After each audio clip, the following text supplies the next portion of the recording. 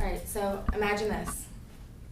You're 14 years old trying to figure out who you are as an individual, and if this isn't hard enough, your mom tells you she wants to take you to a psychiatrist because she thinks something's wrong with you.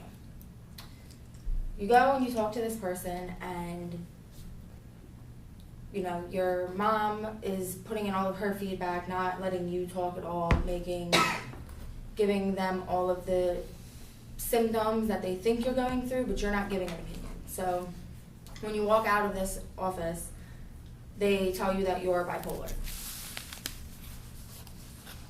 4 years later, imagine going to another psychiatrist, and this one, after you give your symptoms, you talk to them and you figure it out, they tell you that you're not bipolar, you're ADHD.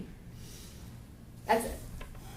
So 4 years you've been, trying to figure out why, how, and everything, and it turns out that it wasn't as, I don't want to say as serious, but in a sense as serious as that is. According to the survey you've all taken, you're all aware of these two diagnoses, but you don't for sure know what the symptoms are or how they happen or anything like that. So that kid was me. I spent my teenage years worrying about the diagnosis and then finally finding out that I was ADHD and not bipolar, and it's a very, very hard thing to go through in the beginning. After reading 10 different articles, taking a psych class, and personally being through this, I feel that now I can share this information with you. Today I'm going to tell you about the symptoms and treatments for ADHD, the symptoms and treatments for bipolar disorder, and why they are commonly misdiagnosed. To know why they're misdiagnosed, first I will explain the symptoms and treatments of ADHD. Since according to my survey, many of you do not feel very informed on this diagnosis. On the National Institute of Mental Health website, under the article on attention deficit hyperactivity disorder, they describe ADHD as a brain disorder marked by an ongoing pattern of inattention and/or hyperactivity impulsivity that interferes with functioning or development. That's a lot of big words. Very confusing. So all it means is that ADHD is shown by inattentiveness, not being able to pay attention, or hyperactive, impulsive. I don't know if anybody remembers, but I remember years ago, ADHD wasn't just ADHD, it was ADD or ADHD, which was one with hyperactive and one without hyperactive. It's not like that anymore. It's all one. So they just diagnose it as the inattention or hyperactive, impulsive. The National Institute of Mental Health website shows the symptoms of inattention as overlooking small details, not listening when directly spoken to, problems keeping attention on one activity, not following through with instructions and not finishing a task, avoiding tasks that take mental effort like paperwork, homework, schoolwork, and lengthy papers like this one. This was entirely very difficult for me to do. Losing necessary things for tasks like your phone, your keys, your wallet, anything you need, being easily distracted or being forgetful.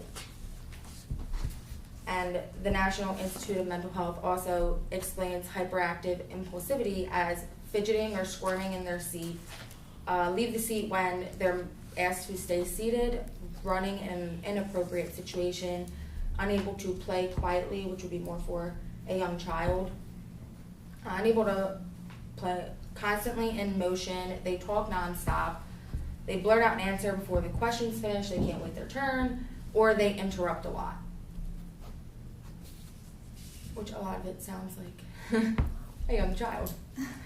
The American Psychiatric Association website, under the article, What is ADHD?, explains that to be diagnosed with inattentive or hyperactive impulsivity, if you are over the age of 17, you need to have at least 5 of these symptoms, and if you are under the age of 17, you need to have 6 of these symptoms occurring in at least the past 6 months that is affecting your daily life.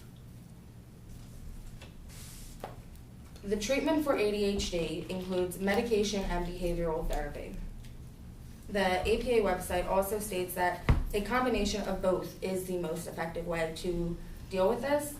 That behavioral therapy is a therapy that would help you manage the ADHD symptoms, to talk about it and figure out ways to deal with this.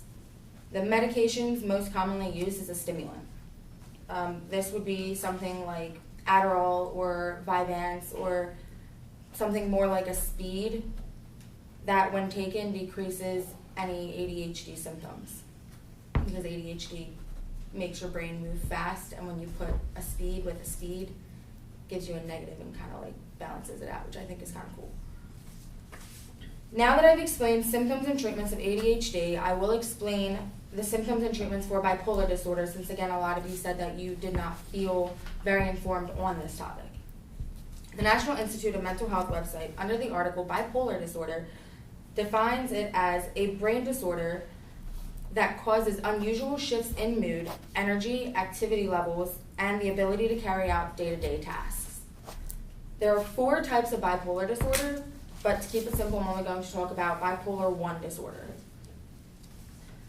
Bipolar 1 disorder is defined on this website as a manic episode that lasts at least 7 days, or by manic symptoms that are so severe that the person needs immediate hospital care.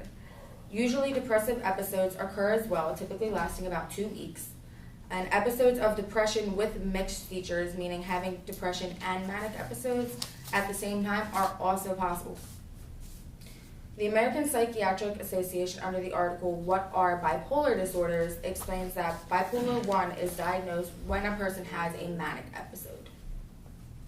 And a manic episode would have symptoms like feeling very high or very happy, like very bouncy, very bubbly, having a lot of energy, increased activity levels, wanting to do a lot of things, being very jumpy or antsy, having problems sleeping, being more active than they usually would be, talking really fast, being agitated, feeling like they have racing thoughts, and thinking they can do a lot of things at once, as well as doing risky or impulsive things.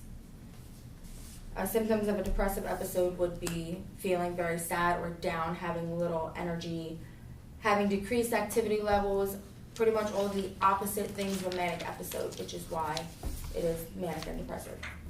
They feel like they can't enjoy anything, worried, and they have trouble concentrating and forget a lot.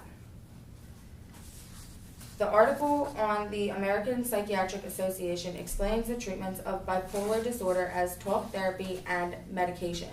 They explain that a person may need to go through different medications to find one that is right for them. The medications used are mood stabilizers, and they use talk therapy as their therapy to help a patient better understand the disease, work through their problems, and rebuild relationships that could have been harmed before they were diagnosed with the bipolar disorder. I've explained symptoms and treatments of both ADHD and bipolar. Now I'm going to explain why they're misdiagnosed. In the study, Adult ADHD and Comorbid Disorders, Clinical Implications of a Dimensional Approach, posted by Martin Katzman on August 22nd, 2017, is stated that ADHD has a high prevalence of comorbidity with bipolar disorder. And all this means is that when you have one disorder, you're very likely to have both disorders, which is kind of why they could be mistaken for one or another.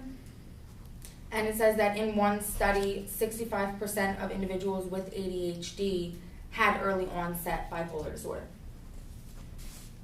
Now, they have very common symptoms, which is why they're misdiagnosed. If you noticed when I went over the symptoms, a lot of them kind of overlapped. They seemed very similar. So, as stated earlier from the National Institute of Mental Health on bipolar disorder, someone with bipolar disorder can have a depressive episode with both manic and depressive symptoms at the same time. These would include symptoms like having a lot of energy, being very active, having trouble concentrating, forgetting a lot, and doing risky or impulsive things, which is symptoms of ADHD as well. So imagine going into a psychiatrist and telling them these things. You can see why they might be confused, and bipolar disorder is very less likely to be diagnosed. It's very more rare. So if you have somebody come in and say all these symptoms, the first thing that comes to mind isn't going to be ADHD, or isn't going to be bipolar. It's going to be ADHD because it's so common.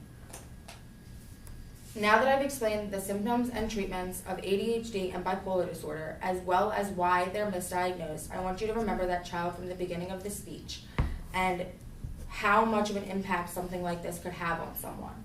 Remember, before you believe someone has a certain diagnosis, do your research and ask questions.